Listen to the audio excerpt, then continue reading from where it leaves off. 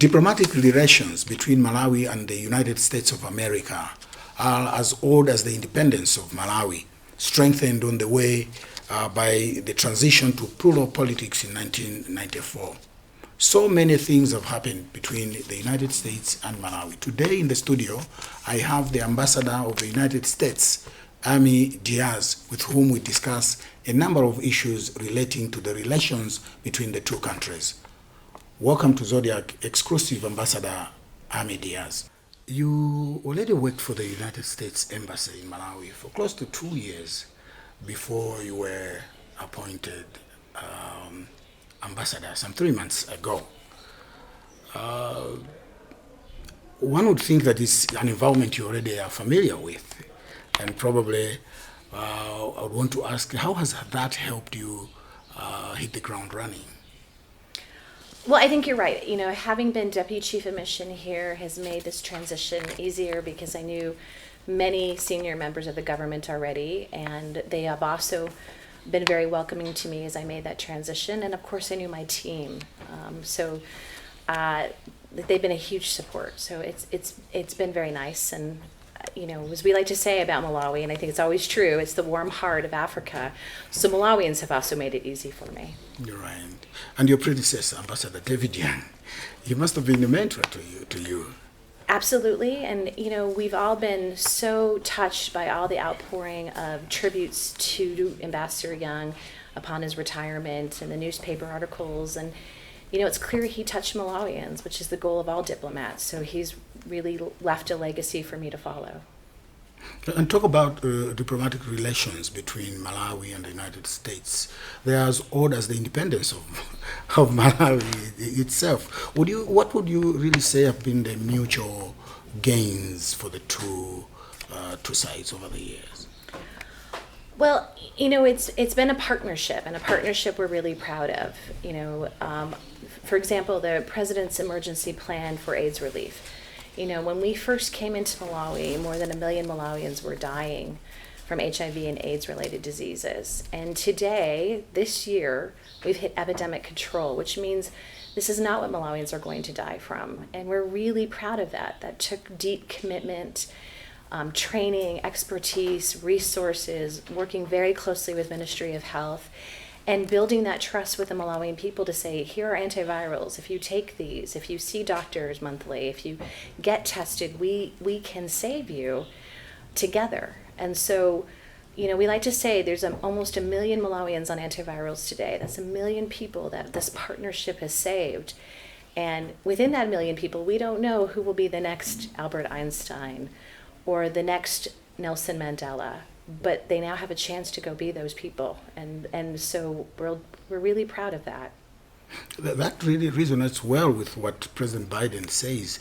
Last December, during the US-Africa Summit, let me read this to you. He said that the United States is all in on Africa.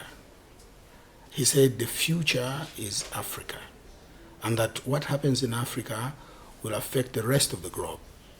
He said the U.S. wants to work with Africa to ensure its future is bright, safe, and prosperous. To me, an admission that it probably never was before. You know, Africa clearly was prosperous at one time. You know, we can look back in history and see that, but it hasn't been prosperous, particularly Malawi, in the last 20 to 30 years. And I think it should be, and we need to work to get Malawi back there. But yes, you know, when we look to the future of the world, it will be African-led. Africa is having more children than any other continent, and the population surge, even within Malawi, where you expect your population to double in the next 20 years, will mean that Malawi will need to be in a position of leadership because it is producing the population. And we're happy to see that. We want to see Africa lead more. And I think we're already starting to see that in a number of really critical areas.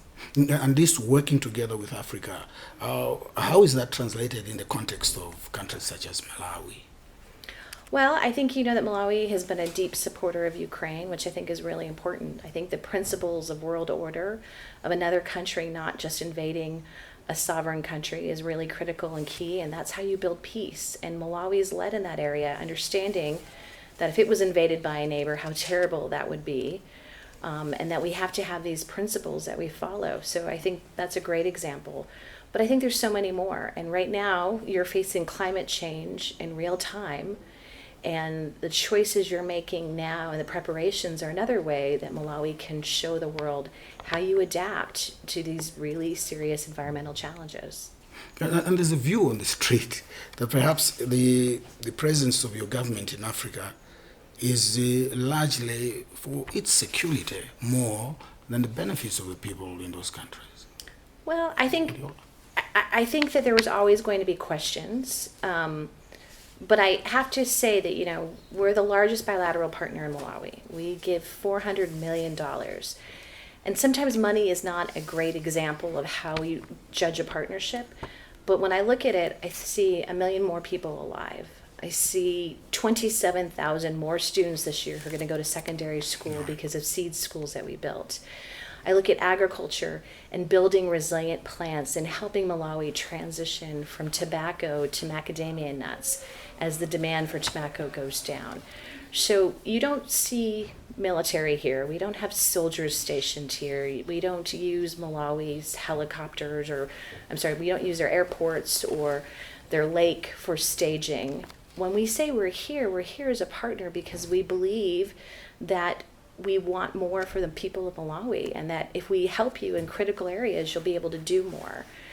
I think in other countries, these questions are rightfully asked after a history of colonialism, and I think they're fair to ask. And I think our job as the U.S. government, as diplomats, is to make the case of why you want us there. And I hope every day I do that successfully in Malawi, and that my colleagues in other countries make that same case in the countries they serve in. Just across in Mozambique, not far from where we're sitting now, there's a problem in the Cabo Delgado region.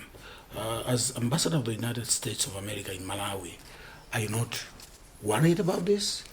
I think we always worry about terrorism, and that's why we do have military relationships, and we try and foster deeper partnerships. You might have noticed this weekend we formally signed the State Partnership Program, which is between the North Carolina National Guard and with Malawi and Zambia. And of course that is to foster better cooperation. And what we offer is training and sometimes better supplies or assistance. If you need to service helicopters but you need more helicopter training, that's something our National Guard can help with. And one of those things can be intelligence collection. How do you collect intelligence? How do you rate intelligence? But our partnership, we certainly look with concern at what's happening next door. But I think the better defense to that is investments in democracy, which is education, it's health, it's free journalism. And those are the investments that we're most focused on here in Malawi. Talk about investments, just like the US. China, India, and Russia have also increased interest in Africa at the moment. And there's a view also out on the street that perhaps the BRICS demonstrably appear more committed to help achieve a bright, prosperous, and safe Africa. Well, every country makes different investments. And, I think that it's great if the BRICS are giving money and not giving loans. The loans that have been made to many countries, many of your neighbors, has caused real problems for them and sometimes almost caused their economies to collapse. So my only advice is that Malawi enter any partnerships with eyes wide open and making sure that these aren't loans, that these are actually grants. When we say we built 89 schools this year, not one of them was a loan. We paid for them, we did the construction, we worked with Ministry of Education, and they belong to the people of Malawi. I would hope that in the partnerships that you're talking about, that they make similar offers.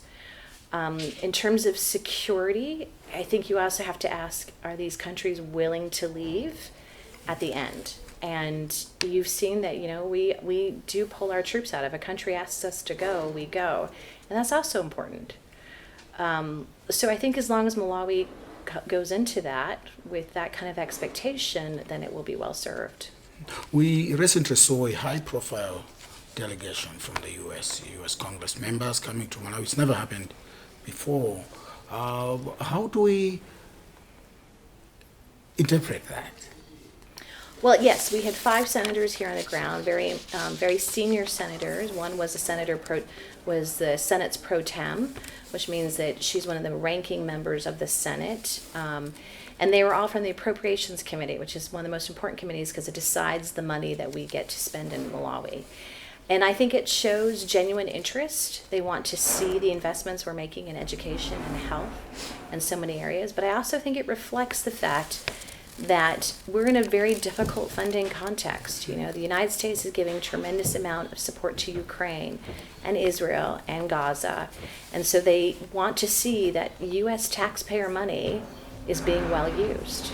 I was going to ask about that the Biden administration not long ago approved billions, close to $80 billion to Ukraine, Israel for the Gaza problem, and Taiwan, is it? And I'm looking at the Malawi budget. The Malawi national budget is around $2.5 billion. Any chances that Malawi can expect substantial investment akin to a fraction of what has been offered to Ukraine, to Israel? I think we already do. I mean, we give $400 million US, so it's been about $2 billion in Malawi in the last 5 years. But it's a partnership, right? I mean, we're giving a lot of money to Ukraine because it's in a war and it's under attack. We're giving a lot of money to Gaza. And probably because the US is concerned with its own security as well. Well, we're always concerned when another sovereign nation invades a different sovereign nation. There was no reason for Russia. It was an unprovoked attack that for months in the lead up when they were amassing troops on the border, they kept telling the world, no, we're not going to invade Ukraine. I mean, there's many, many statements by the Russian government. So yes, it does make all of the partners doubt Russia's credibility. Do you think the response, Israel response to the provocation is proportional? Well, I thought we were talking about Ukraine. In terms of, you know, Israel and Gaza is in deeply complex situation, and I think what Malawians should focus on is that it is a deeply complex situation, and it was an unprovoked attack on Israel that was devastating. And we're equally concerned about the humanitarian situation in Gaza, which is why we've been so forceful in terms of making sure humanitarian supplies can get there, in terms of our own money to support it, and in our statements both privately and publicly with Israel. But these are complex situations, and I think if anyone takes anything away from it is that we're committed and we're still committed, but there's no way that the money that we're supporting in a war situation would be the same for Malawi. But Malawi receives a lot of grants from us, and that really, I think, showcases the partnership and investment we've made here. Mm-hmm. Let's talk something else, Ambassador Diaz. You are an expert in law, in rule of law. What is your expert view on the issue of LGBTQ in legal and cultural settings such as Malawi, such as Africa? Well, I would never describe myself as an expert of rule of law. I am a lawyer by profession. And I think that when we look at LGBTQI issues, we're looking at them from the framework of how do we promote a culture of tolerance. And there are many issues that we may not support. And, you know, we only have to look at history to know that religious tolerance, which is alive and well in Malawi and flourishing, may not have been true 100 years ago. And so we understand that human rights and the concept of human rights is constantly evolving. You know, 30 years ago in the United States, we didn't have laws that necessarily protected LGBTQI members from being arrested for being in a relationship with a same-sex partner. That wasn't true in the United States 30 years ago. So I think when we look at the context of Malawi, I think the only thing that I would say and do say is that we want to promote a culture of tolerance because human rights are an evolving standard, and because we know how much Malawi has benefited from its approach of tolerance and unity with different religions. And I would say that that's the same approach we should be taking on those issues. There's a matter pending judgment in the Yes. Malawi courts on the issue of same-sex relationships. As a lawyer, you just said you are a lawyer yourself. and diplomat, of course. What is your expectation? You know, I can't say that I have an expectation because I'm not a Malawian lawyer. I'm a U.S. lawyer. I think that this case is really important and it will set an important precedent one way or the other. And I think that no matter what the decision is, what I hope the Malawi government will do is make sure that its citizens are protected, no matter what. And that means that making sure that, you know, violence doesn't happen against LGBTQI members. We can disagree on issues, but when it comes to the personal security of our individual citizens, we should all be able to agree on that. Yeah, that's almost giving a position that you recognize that these people exist, and as a government, you would like the Malawi government to protect them. Well, I don't think that is a position. I mean, of course they exist. They're citizens. The minute you're born, you are a citizen of Malawi, and you have rights under your constitution. So those things have already been decided. I think the other questions at the case aren't about recognizing the fact whether LGBTQI citizens exist or don't exist in Malawi. It's about whether their activities would be criminalized, right. And that's different. And so asking the Malawi government to uphold the security protections is something that would already happen under your constitution. But as a partner of the Malawi government, would you expect Malawi to criminalize same-sex relationships? I don't expect. I really can't forecast what the decision will be because I'm not your Supreme Court. Okay. But what I hope when I speak to average Malawians is that no matter what the decision is, that, you know, these are still your neighbors. And the Bible tells us, love thy neighbor. And so I hope that is still at the heart, because I think Malawi is recognized across the continent for its kindness. You know, to get the moniker warm heart of Africa means that essentially you've embraced the principle of kindness, which is a wonderful way to be represented. So I hope that continues. What was the justification? I mean, given the fact that there's a matter in court in Malawi at the moment, and the outcome is not out yet. What's the justification for the United States of America to have taken that decision at that point, knowing fully well the environment in Malawi? Sure. So, you know, every country, every sovereign country decides who's allowed to be admitted to their country or not, and immigration. So Malawi does this every day, and it can turn people away at its border or refuse people in the same way. If they believe that there was an American that would present harm to their country, they can also do it, and they do turn visitors away. So that is a sovereign decision. In terms of a still pending court case, I think they're really separate, because this is about whether you can travel to the United States or not, which is an internal decision. The reason that the United States gave for giving that ban was that the United States believes that the four were involved in corrupt practices. Absolutely. Yeah, and the decision on calling them corrupt, where does the United States get that from? Well, it's based on what? Credible evidence, and that was corroborated. Well, again, these are lawyers that make that determination, but it was credible evidence, and as the designation said, that they were involved in accepting bribes or other monetary goods in exchange for their positions to influence on a contract.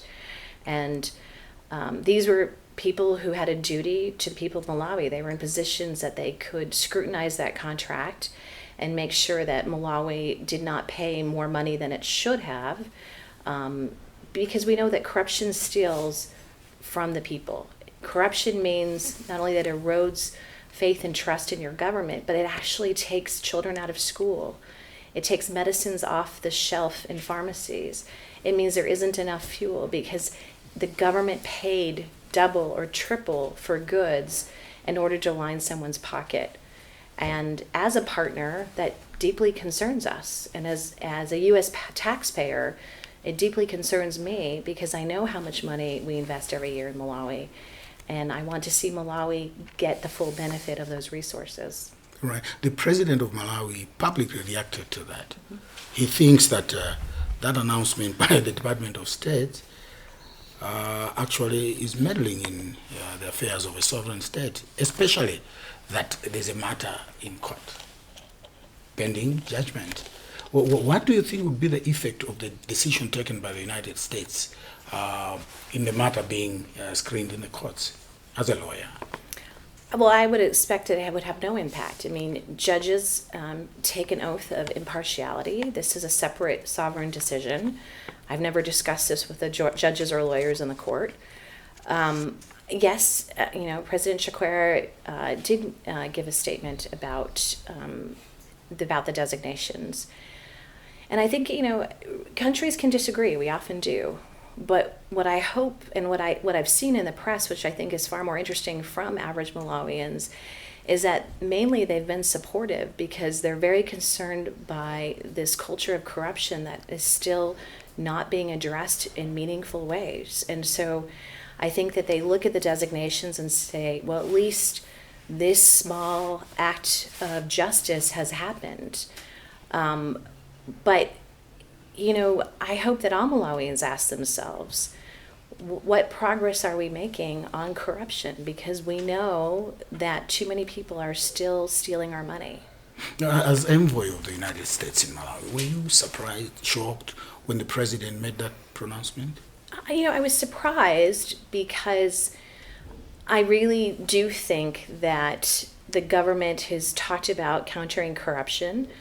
The president talked about it in his State of a Nation address. And so for me, the fact that we publicly designated this was a way to support them in countering corruption. And that's how I expected the government would receive our designation. This is about visas. This is saying you can't travel to the United States. And it's a small measure of accountability. It shouldn't be the final accountability. But again, reasonable minds can disagree. What I think is more important is what Malawians said about it. And overwhelmingly, the feedback was, why not more? And why not? And I take that to heart because I think the first start in really addressing corruption is by the people saying no more. And I think we're there. Have you met President Chakwera after this true? Several times, including this past weekend. Have you discussed that matter? We didn't discuss it this past weekend. We talked about all the ways we are partnering. We signed the state partnership program between the National Guard of North Carolina and the Malawi Defense Forces of the Zambian National Service. So we were really focused about a new area that we're growing our partnership. But in his remarks, the president talked about all the ways we do have a great partnership. So I don't think that these designations have caused any tension between us. I think we can disagree, and we often do disagree and move on, right? Okay. Exactly. The way we look at it, those of us looking at you, is that here's the Department of State making a public statement on a very serious matter and taking a decision, and in a sovereign state. And then you have the president of that sovereign state making a public statement again on what he thinks about what the Department of State was saying. And the two physically meet and don't talk about it. How serious do we take it? Well, I think, I think the president expressed his views. We had already expressed ours. And I think that we were both focused on is the partnership and where we continue to grow. And understanding that we don't always agree as partners. And we'll see how these court cases progress. Does the U.S. believe that singling out people in this manner is an effective way of tackling corruption? I think that the public designations reinitiate a conversation about corruption, which they have here. These designations have been spoken about in the press for a week now. And I was really pleased to see that in the weekend papers, they went out and asked average Malawians, what did you think? What do you think about this? And I think that's really important. And we don't have to always agree. Not every Malawian agreed with the U.S. taking that decision before a decision was made in the court case.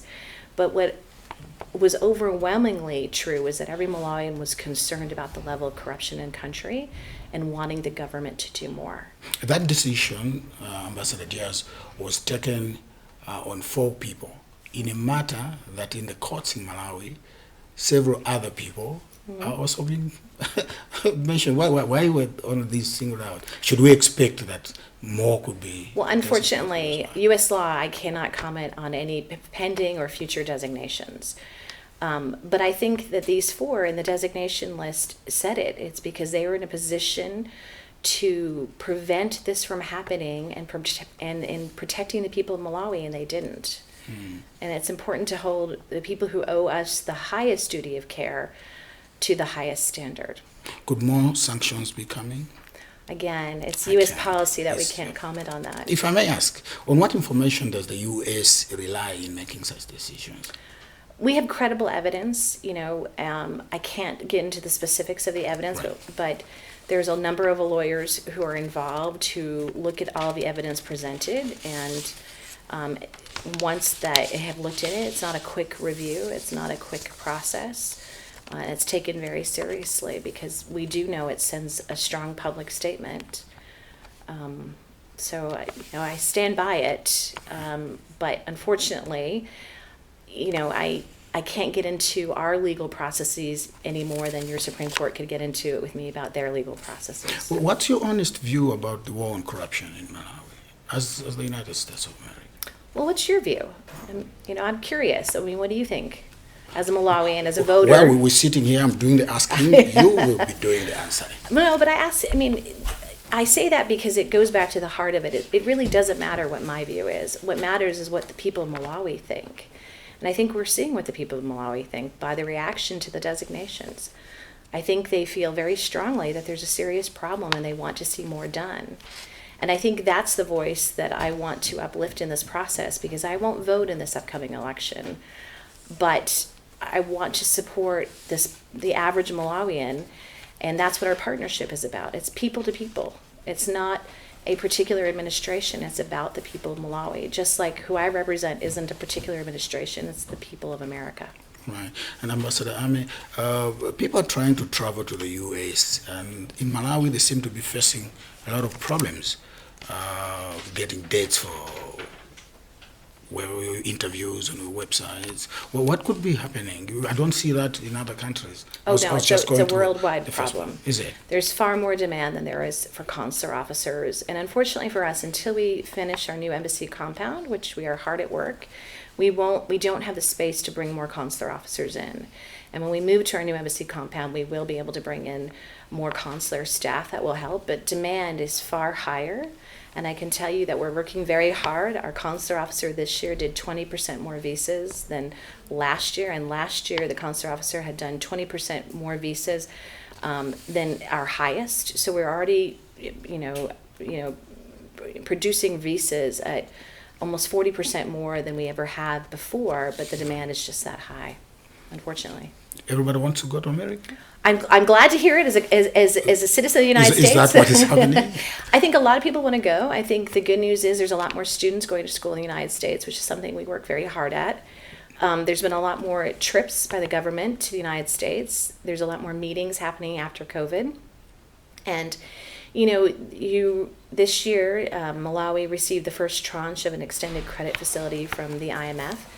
That takes a lot of work and a lot of meetings back and forth in Washington, D.C. Isn't that telling of what is happening in Africa? That is not happening in the U.S. or the other way around. That Americans are... This traveling to the U.S., this urge to want to go there, because one would think it's in search of better life. And we are in a partnership.